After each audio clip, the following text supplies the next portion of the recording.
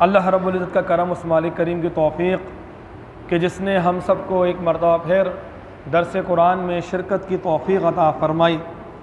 حضرات محترم، آج کے درس قرآن میں جو گفتگو ہوگی وہ بڑی اہم ہے، عقائد سے متعلق بھی ہے، اور حضور رحمت کونین صلی اللہ علیہ وسلم کے کتنے احسانات دنیا کے تمام لوگوں کے اوپر ہیں، ہر مخلوق کے اوپر حضور کا احسان کرم ہے، ہر مخلوق کو حضور کی رحمت کا حصہ ملا۔ قرآن مجید میں فرمایا وَمَا أَرْسَلْنَاكَ إِلَّا رَحْمَةً لِّلْعَالَمِينَ کہ محبوب صلی اللہ علیہ وسلم ہم نے آپ کو تمام جہانوں کے لیے رحمت بنا کر بھیجا۔ امام سید محمود آلوسی بغدادی رحمۃ اللہ علیہ فرماتے ہیں اپنی تفسیر روح المعانی کے اندر کہ کائنات کے ذرے ذرے کو حضور کی رحمت کا حصہ ملا ہے، ذرے ذرے کو ملا ہے، تو ہر مخلوق کو ملا ہے، بالخصوص انسانوں کو ملا ہے، جنات کو ملا ہے، فرشتوں کو ملا ہے، چرند کو، پرند کو، کل خلائق اور کل بہائم کو حضور رحمت کونین صلی اللہ علیہ وسلم کی رحمت کا حصہ جو ہے وہ نصیب ہوا ہے۔ یہاں تک کہ حضرات محترم ابھی پتہ چلتا ہے ہمیں قرآن مجید کے مطالعے سے کہ منافقین کو بھی حضور کی رحمت کا حصہ ملا ہے، لیکن وہ بنجر زمین ہے، کتنا ہی پانی برس جائے وہاں کبھی سبزہ نہیں اگتا۔ حضور کی حدیث بھی ہے نا، اور اس حدیث کو تو صوفیہ نے بھی بیان کیا۔ امام خواجہ سہرورد نے اپنی کتاب عوارف المعارف میں ایک حدیث مبارکہ بیان کی کہ حضور علیہ السلام نے فرمایا، حدیث طویل ہے، میں مفہوماً آپ کو عرض کروں کہ حضور کی مثال ایسی ہے کہ جیسے کوئی بارش برستی ہے، اس میں کتنا زیادہ فیض ہوتا ہے۔ اب وہی بارش جو ہے وہ بنجر زمین پر برسے تو بنجر ہی رہے گی، اگر وہ زرخیز زمین پر برسے تو وہاں پہ سبزہ اگ جائے گا، اور کسی نشیبی زمین پہ وہ برسے تو وہاں پانی جو ہے وہ جمع ہو جائے گا، اکٹھا ہو جائے گا۔ تو اسی طرح لوگوں کے دلوں کے معاملے ہیں، کچھ لوگوں کے دل جو ہیں بالکل پتھر ہوتے ہیں، بنجر ہوتے ہیں، وہاں کوئی فائدہ نہیں ہوتا۔ کچھ اولیاء کرام کی زوات ہوتی ہیں کہ وہ اپنے اندر جو ہے اس فیوض و برکات کو اکٹھا کر لیتے ہیں، اہل ایمان کے دل ہوتے ہیں کہ وہاں پر ایمان کی برکت سے جو ہے وہ سبزہ اگ جاتا ہے۔ تو اللہ تعالی ہم سب کو یہ حال نصیب فرمائے کہ ہم حضور رحمت کونین صلی اللہ علیہ وسلم کے محب اور آپ کے مطیع اور فرما بردار ہو جائے۔ میں آپ کو اپنا اگر ذاتی تجربہ بتاؤں تو قرآن کا مطالعہ کیا جائے، حدیث کا مطالعہ کیا جائے، کوئی بھی عبادات دیکھ لیں تو پتہ یہ چلتا ہے کہ حضور رحمت کونین صلی اللہ علیہ وآلہ وسلم آپ ہی تمام باتوں کا مرکز اور محور ہیں۔ یہاں تک کہ اللہ کا عرفان بھی حضور کے غلامی کے سبب ہی نصیب ہوگا۔ کوئی اللہ تک پہنچنا چاہ رہا ہے تو وہ حضور کے ذریعے ہی اللہ تعالیٰ تک پہنچنا ہوگا۔ یہاں تک کہ حضرات محترم ہماری بخششیں، ہماری مغفرتیں، ہماری دعاؤں اور عبادتوں کی قبولیت سب کا انحصار حضور مکین گنبد خضرا صلی اللہ علیہ وسلم کی ذات اقدس پر ہے۔ اگر بندہ اس جگہ پر مقبول ہے، حضور کی بارگاہ میں مقبول ہے، تو وہ اللہ کی بارگاہ میں بھی مقبول ہے۔ اور اسی بات کو اللہ تعالیٰ نے قرآن مجید میں ہی فرمایا۔ یہ تو ہمارے جذبات ہیں نا جس کا ہم اظہار کر رہے ہیں، ورنہ قرآن مجید کو پڑھ لیں۔ من یطع الرسول فقد اطاع اللہ، جس نے محض رسول اللہ کی اطاعت کر لی اس نے اللہ کی اطاعت کر لی۔ یعنی یہ نہیں فرمایا کہ جس نے اللہ کی اطاعت کی اس نے رسول کی بھی اطاعت کر لی، نہیں، اگر تم نے رسول اللہ کی اطاعت کر لی تو اس اطاعت کے اندر اللہ کی اطاعت بھی آ جاتی ہے۔ حضرات محترم، سورہ توبہ کا بیان چل رہا ہے اور آج کا درس قرآن کا آغاز آیت نمبر 80 سے ہوگا۔ عقائد سے متعلق ایک آیت مبارکہ پہلی ہے۔ رب تعالیٰ نے اپنے محبوب علیہ السلام کو ارشاد فرمایا کہ استغفر لہم او لا تستغفر لہم، محبوب اگر آپ بخشش طلب کریں ان کے لیے یا نہ طلب کریں، ان تستغفر لہم 70 مرہ، اور اگر آپ بخشش طلب کریں 70 بار ان کے لیے، فلن یغفر اللہ لہم، تو پھر بھی اللہ تعالیٰ ان کی بخشش نہیں فرمائے گا۔ کیوں؟ ذالک بانہم کفروا باللہ ورسولہ، اس لیے کہ جن کی بخشش کا اللہ تعالیٰ منع فرما رہا ہے کہ ان کی بخشش نہیں ہوگی۔ کیوں نہیں ہوگی؟ بسبب اس کے کہ وہ اللہ کی بھی نافرمانی کرتے ہیں، اللہ کا بھی انکار کرتے ہیں اور میرے محبوب وہ آپ کا بھی انکار کرتے ہیں۔ واللہ لا یہدی القوم الفاسقین، اور اللہ تعالیٰ جو ہے جو فاسقین ہوتے ہیں بمعنی کفر کہ جو کافرین ہوتے ہیں اللہ تعالیٰ ان کو ہدایت نہیں دیتا۔ حضرات محترم معاملہ یہ ہے کہ اس آیت کے تحت امام فخر الدین رازی رحمۃ اللہ تعالیٰ علیہ، آپ کی تفسیر ہے، تفسیر کبیر کے نام سے مشہور ہے، وہ فرماتے ہیں کہ عبداللہ بن ابی رئیس المنافقین، یعنی منافقین کا سردار تھا عبداللہ بن ابی، اور اس کا جو نفاق کھل کے سامنے آیا تھا غزوہ احد کے موقع پر، جب یہ 300 منافقین کو لے کے الگ ہو گیا تھا اور یہ سوچنے لگا کہ اب مسلمان جو ہیں تنے تنا رہ جائیں گے، لیکن حضرات محترم مسلمانوں کا والی تو اللہ اس کا رسول ہے، وہ کبھی تنے تنا نہیں رہتے۔ اور جب غزوہ تبوک حضرات محترم وقوع پذیر ہوا تو جن منافقین نے مختلف قسم کے حضور کی بارگاہ میں عرض کرتے رہے کہ ہمیں چھٹی دے دیں، ہم نہیں جا سکتے، ہمارے پیچھے کاروبار ہے، زرخی زمینیں ہیں، اور مزید معذرتیں کرنے لگے، تو حضور نے کہا ٹھیک ہے تم بیٹھے رہو۔ ان کی معذرتوں کو آپ نے قبول کیا، اللہ تعالیٰ نے فرمایا محبوب ان کو بیٹھے رہنے، تو مزید ان کا نفاق جو ہے نا وہ سامنے آ گیا، کیونکہ رسول اللہ کی معیت میں جہاد کرنا کون نہیں چاہے گا؟ جو رسول اللہ کی معیت میں جہاد کر لے گا اس سے بڑا کامیاب اور کامران کون ہو سکتا ہے؟ ظاہر بات ہے وہ صدیق اکبر ہیں، وہ حضور فاروق اعظم ہیں، وہ سیدنا عثمان غنی، حیدر کرار، عشرہ مبشرہ اور اصحاب بدر اور اصحاب احد ہیں، جن کو یہ فضیلت نصیب ہوئی کہ انہوں نے رسول اللہ کی معیت کے اندر جو ہے وہ جہاد کیا ہے۔ تو حضرات محترم یہ جو عبداللہ بن ابی رئیس المنافقین کا طریقہ کار یہ تھا، جب تک نفاق ظاہر نہیں ہوا تھا تو حضور کسی محفل میں ہوتے نا تو یہ کھڑا ہو جاتا، اور کھڑا ہونے کے بعد خوشامد کرتے ہوئے کہتا کہ ھذا رسول اللہ صلی اللہ علیہ وسلم اکرمہ اللہ واعزہ ونصرہ، یہ اللہ کے رسول ہیں، اللہ تعالیٰ ان کی عزتیں بڑھائے، اللہ تعالیٰ ان کی مدد فرمائے، ان کو عزت و نصرت عطا فرمائے۔ یہ اس کا طریقہ کار تھا، ہر محفل کے اندر کھڑا ہو کر اس طرح سے حضور کی تعریف کیا کرتا تھا۔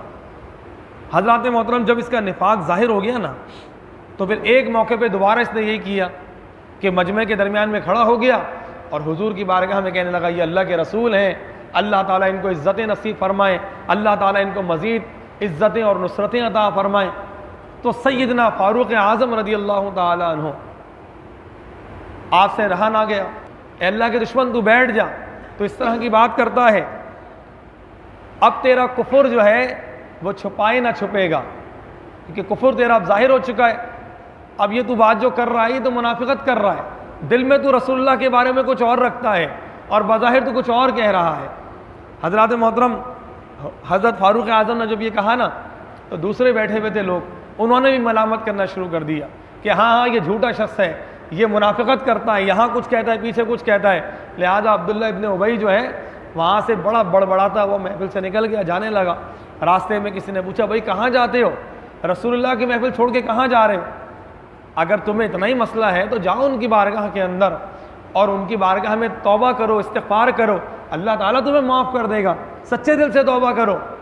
تو عبداللہ ابن ابی آگے سے کہتا ہے کہ مجھے اس بات کی کوئی فکر نہیں ہے، مجھے کوئی اس بات کی پرواہ نہیں ہے کہ رسول اللہ میرے لیے کوئی اللہ سے مغفرت طلب کرے یا نہ کرے۔ تو جب اس نے اتنا سخت جملہ کہا نا تو اللہ تعالیٰ نے پھر فرمایا کہ محبوب اگر آپ ان کے لیے مغفرت طلب کریں یا نہ کریں، اور اگر آپ مغفرت طلب کرتے ہیں 70 بار تو یہ اللہ تعالیٰ کی غیرت ہے کہ اس نے میرے محبوب کے بارے میں ایسے کہا، لہٰذا اگر آپ 70 بار بھی مغفرت طلب کریں گے اس کے لیے تو پھر اللہ تعالیٰ اس کی بخشش نہیں کرے گا۔ حضرات محترم بڑا افسوس ہے، بعض ایمان سے متزلزل لوگ کہتے ہیں دیکھو یہ میں آپ کو اس وقت کی نہیں اس وقت کی بات بتا رہا ہوں، بعض منافقین ایسے بھی موجود ہیں وہ کہتے ہیں کہ اللہ تعالیٰ نہ سننے پہ آئے تو اپنے محبوب کی بھی نہیں سنتا ہے۔ تو بھائی وہ معاملہ کیا ہے؟ یہ بھی اللہ تعالیٰ کی محبت کا حصہ ہے۔ اللہ تعالیٰ نے فرمایا محبوب ذالک بانہم کفروا باللہ ورسولہ، اب آپ ان کے لیے مغفرت طلب کریں، میں آپ کی بات اس لیے نہیں مانوں گا کہ محبوب یہ آپ ہی کے تو گستاخ ہیں، آپ ہی کا تو انکار کرتے ہیں۔ یہ بھی اللہ تعالیٰ کی محبت کا اظہار ہے کہ محبوب اگر آپ 70 بار بھی اپنی دعا کے اندر ان کو شامل کریں تو پھر بھی میں ان کو معاف نہیں کروں گا۔ تو حضرات محترم اس کے بارے میں ابھی اور بھی بیان آئے گا۔ اگلی آیت میں ارشاد فرمایا فرح المخلفون بمقعدہم، جو لوگ پیچھے بیٹھنے والے تھے وہ خوش ہوئے، خلاف رسول اللہ، جو اللہ حضور علیہ السلام کے ساتھ جہاد پر نہیں گئے، غزوہ تبوک پر نہیں گئے، تو جو منافقین پیچھے بیٹھے رہے نا وہ بڑے خوش ہوئے کہ دیکھو ہم تو نہیں گئے۔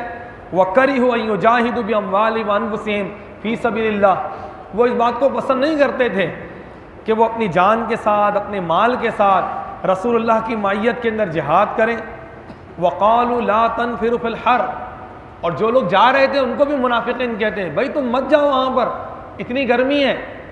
غزوہ تبوک ظاہر ہے وہ تبوک کا مقام بہت دور ہے، تو جو اہل ایمان جا رہے تھے یہ منافقین ان کو بھی ورغلاتے تھے، کہتے ہیں نہ جاؤ بھائی، اتنی گرمی میں کیوں جا رہے ہو، سفر ہے وہاں پہ اتنی دور جاؤ گے، مشکلات ہوں گی، بیٹھے رہو۔ اللہ تعالیٰ نے اپنے محبوب کی زبان پہ جواب دیا، فرمایا میرے محبوب آپ فرماؤ نارو جہنم اشد حرا، ابھی تمہیں یہ گرمی لگ رہی ہے، جو جہنم کی دوزخ کی آگ ہے وہ اس سے زیادہ گرم ہوگی۔ لو کانوا یفقہون، کاش کہ وہ اس بات کو سمجھ سکتے۔ ایک مرتبہ محبت کے ساتھ درود پاک پڑھیں، اللہم صلی علی سیدنا و مولانا محمد و علی آل سیدنا و مولانا محمد وبارک وسلم، صلاۃ و سلام علیک یا سیدی یا حبیبی یا رسول اللہ وعلی آلک و اصحابک یا نور اللہ۔ پھر آگے ارشاد فرمایا حضرات محترم آیت نمبر 82 کے اندر فَلْيَضْحَكُوا قَلِيلًا وَلْيَبْكُوا كَثِيرًا، اور انہیں چاہیے تھوڑا ہنسیں اور روئیں زیادہ۔ حضرات محترم ایک بہت بڑے امام ہیں، امام قرطبی رحمۃ اللہ تعالی علیہ، ان کی ایک تفسیر ہے الجامع لاحکام القرآن، بہت بہترین تفسیر لکھی ہے آپ نے۔ اس تفسیر کے اندر آپ فرماتے ہیں کہ یہ جو اللہ تعالیٰ کا ارشاد ہے کہ فَلْيَضْحَكُوا قَلِيلًا وَلْيَبْكُوا كَثِيرًا، صورتاً دیکھا جائے، ظاہری طور پہ دیکھا جائے تو یہ اللہ تعالیٰ ایک حکم ارشاد فرما رہا ہے، اور معنوی طور پہ دیکھا جائے تو اللہ تعالیٰ ایک خبر دے رہا ہے۔ کچھ آیتیں ایسی ہوتی ہیں کہ جس میں حکم بھی ہوتا ہے اور خبر بھی ہوتا ہے۔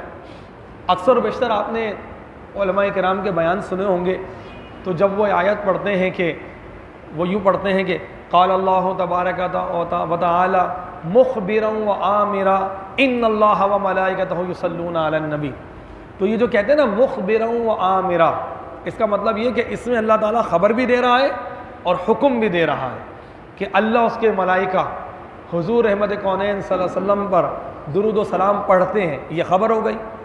اے ایمان والو تم بھی آپ علیہ السلام پر درود و سلام کے نذرانے بھیجو، یہ اس میں حکم ہو گیا۔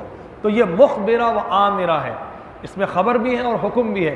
اسی طرح اس آیت کے اندر اہل ایمان کو بھی اور منافقین کو بھی اس بات کی خبر بھی دی جا رہی ہے اور حکم بھی دیا جا رہا ہے۔ پہلے خبر کے متعلق دیکھیں کہ خبر یہ دی جا رہی ہے کہ ابھی تو تم ہنس رہے ہو نا، ابھی تو تم کہہ لگا رہے ہو اہل ایمان کے اوپر اور ان کے جانے کے اوپر اور ان کے مال پہ خرچ کرنے پر، اور بظاہر طور پہ کہیں ان کو تنگ دستی ہوتی ہے یا کہیں پسپائی ہوتی ہے تو تمہیں ہنسیاں آ رہی ہیں، پیچھے ٹھٹے مار رہے ہو کہ دیکھو یہ گرمی کے اندر جا رہے ہیں، یہ تم تھوڑے ہنس رہے ہو۔ جہنم میں شرمندگیوں کے اندر تمہیں عرصے دراز تک رونا پڑے گا، تمہاری آہ و بکا سننے والا کوئی نہیں ہوگا، تمہارا کوئی حال نہیں ہوگا۔ تو یہ تو ہو گئی خبر، اور حکم کیا ہوا کہ چاہیے کہ کم ہنسو اور زیادہ رو، اپنی ہنسیوں کو کم کر دو، اپنے رونے کو بڑھا دو۔ اور اہل ایمان کے لیے بھی، یہ میرے اور آپ کے لیے بھی حضرات محترم اللہ ہمارے ایمان کو سلامتی عطا فرمائے۔ حضرات محترم سب سے بڑی دولت جب تک ہماری سانسوں میں روانی ہے، یہ خون میں گردش ہے، اللہ تعالیٰ نے قوت سماعت، قوت بصارت عطا فرمائی ہے۔ حضرات محترم خدا کی عزت کی قسم سب سے بڑی دولت دولت ایمان ہے۔ یہ دولت ہرگز نہیں ہے یہ جو مادیت ہے کہ ہمارے پاس گاڑی ہے، بنگلہ ہے یا مزید پراپرٹی ہے یا عہدے وغیرہ وغیرہ، کل من علیہا فان، ہر چیز کو فنا ہونا ہے۔ دولت ایمانی جو ہے یہ سب سے بڑھ کر ہے حضرات محترم۔ ابھی حال ہی میں دیکھیں نا، وہ دبئی کے اندر ایک بہت بڑا خلیفہ جو ہے بادشاہ تھا، وہ مر گیا، دنیا میں سب سے بڑی بلڈنگ جو ہے وہ اس کے پاس تھی، لیکن اب آپ بتائیے نا کہ اس کو قبر کتنی بڑی ملی ہے۔ قبر اس کی وہی ملی ہے کہ جو بیچارہ ایک فقیر کوئی نادار انتقال کر جائے، کوئی بیچارہ غریب انتقال کر جائے، اس کو بھی 2 گز کی زمین ملے گی، اور جس کے پاس دنیا کی سب سے بڑی عمارت اور امیر لوگوں میں اس کا پتہ نہیں کون سا نمبر، اس کو بھی وہی قبر ملی۔ اور اس کی قبر کا حال یہ، وہ دیکھ سکتے ہیں آپ کو، انٹرنیٹ کا زمانہ ہے، وہ پوری بلڈنگ تو اندر لے کے نہیں جا سکا۔ ہاں، جو اس نے 1 درہم اور دینار اللہ تعالیٰ کی بارگاہ میں خرچ کیا ہوگا وہی اس کا سرمایہ ہے۔ وہ سرمایہ نہیں ہے جو ہم یہاں چھوڑ کے چلے جاتے ہیں، جو ہم بینک بیلنس کرتے ہیں، یہ ہماری وراثت نہیں ہے، یہ تو ورثاء کی وراثت ہے، جو ہماری اولاد اور ہمارے عزیز و قارب یقینی طور پہ وہ اس کے اہل ہوں گے، یہ ان کے لیے حضرات محترم۔ ہماری اپنی وراثت کیا ہے؟ وہ جو ہم اللہ کی راہ میں خرچ کر دیں گے وہ ہمارے لیے جمع ہو رہا ہے، وہ اصل ہمارا جو ہے سرمایہ ہے۔ تبھی تو فرمایا ما عندکم ینفد وما عند اللہ باق، لوگوں جو تمہارے پاس ہے وہ تو ختم ہو جائے گا، ہاں جو تم نے آگے بڑھا دیا اللہ کی بارگاہ میں وہ تمہارے لیے ہمیشہ باقی رہے گا۔ تو حضرات محترم، اللہ تعالیٰ نے ارشاد فرمایا کہ ہمیں چاہیے کم ہنسیں، اپنی ہنسیوں کو کم کر دیں اور رونے کو بڑھا دیں۔ اللہ تعالیٰ کو رونا بہت پسند ہے اور زیادہ ہنسنے کو اللہ پسند نہیں کرتا۔ دیکھیں، مسکرانا اور ہے، دہک اور ہے، اور کہا اور ہے۔ حضور رحمت کونین صلی اللہ علیہ وسلم کی زندگی مبارک، صحابہ کرام فرماتے ہیں کہ جب بھی ہم حضور کو دیکھتے ہیں نا تو حضور کے چہرے پر مسکراہٹ ہوتی، حضور مسکرا دیا کرتے تھے۔ مسکرانا اور ہوتا ہے، اور ہنسی جو ہے، ہنسی وہ حضور سے کبھی کبھی کسی موقع پر اس کا اظہار ہوا ہے۔ اور کہا جو ہے، کہا کا مطلب وہ جو ٹھٹا مار کے ہنستے ہیں، وہ عام طور پہ بھی وہ معیوب ہے، تو وہ حضور اسلام ٹھٹا نہیں فرماتے تھے، آپ سے دہک ثابت ہے، اور تبسم جو ہے وہ آپ کے چہرے مبارک پر ہمیشہ رہتا تھا۔ تو حضرات محترم، چاہیے کہ اپنی ہنسیوں کو کم کر دیں اور اللہ کی بارگاہ میں روئیں زیادہ۔ حدیث مبارکہ میں آتا ہے کہ ایسی آنکھ کہ جو اللہ تعالیٰ کے خوف سے روتی ہے، اور ایک اور حدیث میں آیا کہ جب رات کا وقت ہوتا ہے بندہ اللہ تعالیٰ کی بارگاہ میں خوف سے آنسو بہاتا ہے تو اللہ تعالیٰ ایسی آنکھ کو جہنم کی آنکھ سے محفوظ فرمائے گا۔ اللہ تعالیٰ، حضور نے ارشاد فرمایا، اللہ تعالیٰ 2 آنکھوں کو کبھی عذاب نہیں دے گا، ایک وہ آنکھ کہ جو اللہ تعالیٰ کے خوف سے روتی ہے، اور ایک وہ آنکھ کہ جو جہاد فی سبیل اللہ میں حفاظت کرتے ہوئے رات کو جاگتی ہے۔ اللہ تعالیٰ ہم سب کو یہ حال عطا فرمائے۔ جزاء بما کانوا یکسبون، یہ سزا ہے جو وہ کمایا کرتے تھے۔ مزید ارشاد فرمایا فَإِن رَجَعَكَ اللَّهُ إِلَىٰ طَائِفَةٍ مِّنْهُمْ فَاسْتَأْذَنُوكَ لِلْخُرُوجِ، محبوب اگر آپ ان کے پاس چلے جائیں، منافقین، یا کوئی ایسا موقع ہو ان کا آمنا سامنا ہو جائے اور یہ آپ سے جہاد کے لیے اجازت طلب کریں نا، آپ کہ ہم جانا چاہتے ہیں، لن تخرجوا معی ابدا، تو آپ فرما دیں تم ہرگز میرے ساتھ اب جہاد میں نہیں جا سکتے۔ جب نفاق ظاہر ہو گیا نا، اللہ تعالیٰ نے منع فرما دیا کہ محبوب اب منافقین کو جہاد میں لے کے نہیں جانا ہے۔ وَلَن تُقَاتِلُوا مَعِيَ عَدُوًّا، اور ہرگز نہیں کریں گے کبھی بھی کسی دشمن کے خلاف یہ آپ کے ساتھ لڑائی۔ إِنَّكُمْ رَضِيتُمْ بِالْقُعُودِ أَوَّلَ مَرَّةٍ، آپ ان کو فرمائیں نا کہ تم نے تو پہلی مرتبہ یہی پسند کیا تھا کہ تم گھر میں بیٹھے رہو، لہٰذا تم گھروں کے اندر ہی بیٹھے رہو۔ حضرات محترم، یہاں دیکھیں ایک بات اور بھی ظاہر ہوتی ہے کہ جب منافقین کا نفاق ظاہر ہوا نا تو وہ کھل کر ظاہر ہوا۔ کچھ غزوہ احد کے اوپر اور غزوہ تبوک کے اندر مزید جو ہے وہ ظاہر ہو گئے، اور اللہ تعالیٰ نے حکم میں ارشاد فرما دیا کہ یہ جو منافقین ہیں نا محبوب، ان کو اپنی میت میں اب جہاد نہیں کرانا ہے۔ اور حضور نے محفلوں میں ان کو نام لے لے کے اٹھایا کہ تم بھی اٹھ جاؤ اور یہاں سے چلے جاؤ، تم منافق ہو، اور تم جو ہو تم بھی منافق ہو، اور تم بھی اٹھ کے چلے جاؤ۔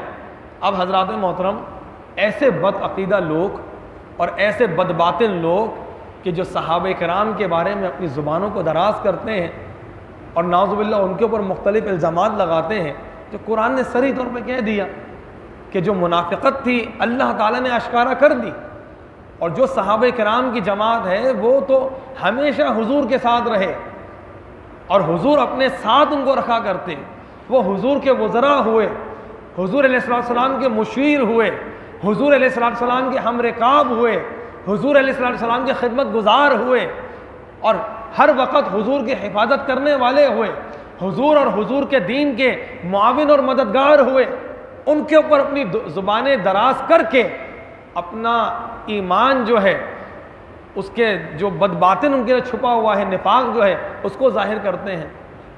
ایک مرتبہ محبت کے ساتھ درود پاک پڑھیں، اللہم صلی علی سیدنا و مولانا محمد و بارک وسلم، صلاۃ و سلام علیک یا سیدی یا حبیبی یا رسول اللہ وعلی آلک و اصحابک یا نور اللہ۔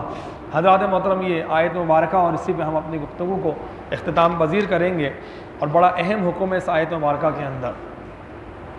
آیت نمبر 84 میں اللہ تعالیٰ نے ارشاد فرمایا کہ وَلَا تُصَلِّ عَلَىٰ أَحَدٍ مِّنْهُمْ مَاتَ أَبَدًا، محبوب اگر کفار میں سے کوئی مر جائے نا تو آپ اس کی نماز جنازہ نہیں پڑھیے گا، وَلَا تَقُمْ عَلَىٰ قَبْرِهِ، اور نہ آپ ان میں سے کسی کی قبر پر کھڑے ہوئیے گا۔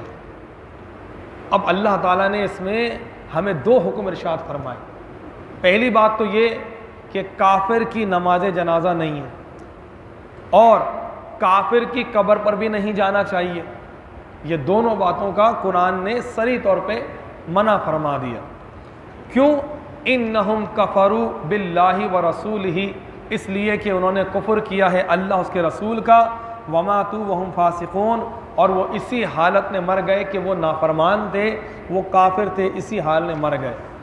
حضرات محترم، یہ آیت مبارکہ جو نازل ہوئی ہے اس کے بارے میں آتا ہے کہ یہ ابھی جو ذکر آیا تھا نا، عبداللہ بن ابی بن سلول جو رئیس المنافقین تھا، جب یہ مرض موت کے اندر مبتلا ہوا نا تو حضور رحمت کونین صلی اللہ علیہ وسلم اس کی عیادت کرنے کے لیے چلے گئے۔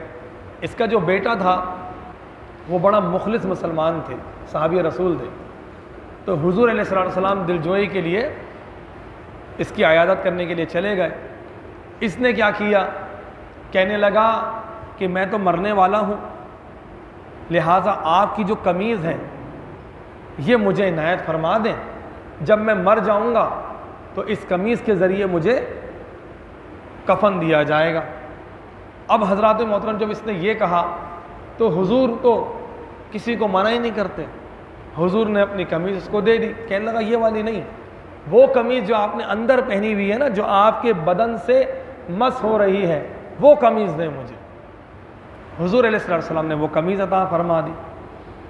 پھر حضرات محترم حضرت عمر رضی اللہ تعالیٰ عنہ نے فرمایا، عرض کرنے لگے یا رسول اللہ یہ تو منافق ہے، یہ تو صریح کافر ہے، آپ اس کے ساتھ یہ مہربانی فرما رہے ہیں۔ حضور نے ارشاد فرمایا کہ اے عمر، میں اس کو اپنی قمیض دے رہا ہوں، یہ کافر ہو کے مجھ سے اپنی قمیض مانگ رہا ہے، میری قمیض اس کو کوئی فائدہ نہیں دے گی، کیونکہ ایمان سے آ رہی ہے نا، ایمان سے خالی ہے۔ ہاں، حضور نے ایک پیشن گوئی فرمائی، حضور نے فرمایا یہ میرا جو عمل ہے نا، اس کے ذریعے تم دیکھو گے کہ ہزارہا منافقین جو ہے وہ ان کو توبہ کی توفیق ملے گی، اور ہزارہا کافرین جو ہیں وہ دار اسلام میں داخل ہو جائیں گے۔ اس کی وجہ کیا تھی؟ وہ تمام کے تمام منافقین جو عبداللہ بن ابی سلول کے ساتھ بیٹھے رہتے تھے نا، انہوں نے دیکھا یہ ہم سب کا سردار ہے اور یہ رسول اللہ کی جو ہے وہ مخالفت کرتے رہتا ہے، اس موقع پر یہ خود ان کا دامن کرم پکڑ رہا ہے، اگرچہ وہ منافقت کر رہا ہے لیکن ان کا دامن شفقت مانگ رہا ہے، اور ان کو دیکھو کہ کتنی تکلیفیں دی ہیں، لیکن باوجود ان کے اخلاق حسنہ دیکھو کہ جس نے جو مانگا انہوں نے عطا کر دیا۔ انہی کو تو حدیث ہے کہ جو تمہیں محروم کرے نا اس کو عطا کر دیا کرو، تو وہ تو عطا کرنے والے ہیں، ابھی بھی اپنی قمیض دے رہے ہیں، جبکہ کتنا بڑا منافق اور کافر ہے یہ۔ تو حضرات محترم، حضور کے اس عمل کو دیکھتے ہوئے اسی روز جس دن حضور نے اپنی قمیض اس کو عطا فرمائی، 1000 کافرین کو اللہ تعالیٰ نے دولت اسلام عطا فرمائی۔ یہ بات ہوئی اور یہ حضور علیہ السلام کا اخلاق حسنہ ہے۔ پھر حضرات محترم کیا ہوا؟ اس کے بعد حضور نے اپنے قمیض عطا فرما دی. بعد میں خبر آئی کہ عبداللہ بن ابی جو ہے وہ مر گیا، کفر کی حالت میں مر گیا. تو اس کا بیٹا جو مسلمان تھے، صحابی رسول تھے، حضور کی خدمت میں آئے، عرض کرنے لگے یا رسول اللہ صلی اللہ علیہ وسلم باپ کا انتقال ہو گیا. حضور نے فرمایا اچھا جاؤ اس کا جنازہ پڑھا دو. عرض کرنے لگے یا رسول اللہ آپ اس کا جنازہ پڑھا دیں.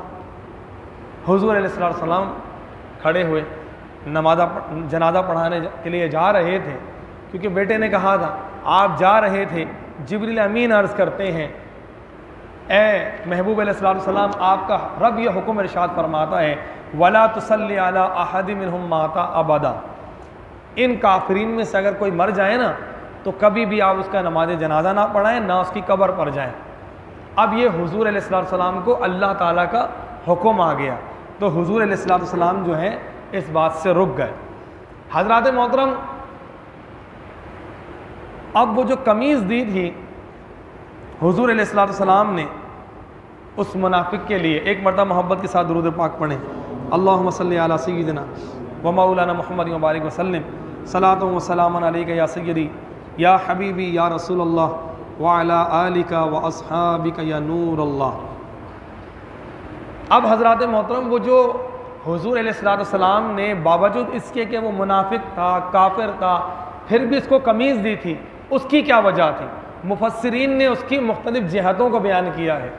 پہلی بات یہ کہ جب حضرت عباس بن عبد المطلب جب مدینہ شریف قیدی بن کر آئے نا غزوہ بدر کے موقع پر، ان کی قمیض جو ہے وہ پھٹ گئی تھی. حضور کے چچا تھے، اسلام کو ظاہر نہیں کیا تھا. حضرت عباس بن عبد المطلب کا قد جو ہے دراز تھا، کسی کی قمیض ان کو نہیں آ رہی تھی. عبداللہ بن ابی بھی دراز قد والا تھا، اس نے اپنی قمیض حضور کو دی کہ آج یہ میری قمیض جو ہے آپ اپنے چچا کو دیں. تو حضور نے یہ چاہا کہ اس دنیا کا احسان اس دنیا میں ہی چکا دیا جائے. تو یہ ایک حضور کا اخلاق حسنہ تھا کہ جو اس نے حضور کے چچا کے لیے قمیض دی، لہٰذا حضور نے بھی اس کے مانگنے پر قمیض عطا فرما دی. ایک بات یہ بات ہے. دوسری بات یہ مفسرین نے بیان فرمائی کہ اللہ تعالیٰ نے حضور کو یہ حکم ارشاد فرمایا وَأَمَّا السَّائِلَ فَلَا تَنْهَرْ کہ محبوب اگر آپ کی بارگاہ میں کوئی سوال کر دے نا تو آپ اس کو سائل کو کبھی منع نہ فرمائیے. تو حضور علیہ السلام کبھی کسی سائل کو منع نہیں کرتے. اللہ تعالیٰ کا ہم پر یہ کیسا کرم ہے کہ ہم ان سائلین کے لیے کے اندر کی لسٹ کے اندر ہے کہ ہم یہ عرض کرتے ہیں کہ در رسول پر ایسا کبھی نہیں دیکھا کہ کوئی سوال کرے اور وہ عطا نہ کرے. ہم تو ان سوالیوں کے اندر شامل ہیں کہ ہم اہل ایمان ہیں. اللہ تعالیٰ اس ایمان کی حفاظت فرمائے. تو ایک بات یہ تھی کہ حضور نے اپنی قمیض عطا فرما دی. دوسری بات یہ کہ جس کی پیش گوئی حضور نے خود فرمائی کہ میرے اس قمیض دینے سے اس منافق کو تو کوئی فائدہ نہیں ملے گا، لیکن اللہ تعالیٰ اس عمل کی برکت سے 1000 کافرین کو دولت ایمان عطا فرمائے گا. تو حضرات محترم، اللہ رب العزت سے دعا ہے یا مالک کریم درس قرآن میں جو کچھ بیان ہوا اس پر ہم سب کو عمل کرنے کی توفیق عطا فرمائے، اور دولت ایمان جو ہے یا مالک کریم ہم سب کو اس سے سرفراز فرمائے، ہمارے ایمان کی حفاظت فرمائے.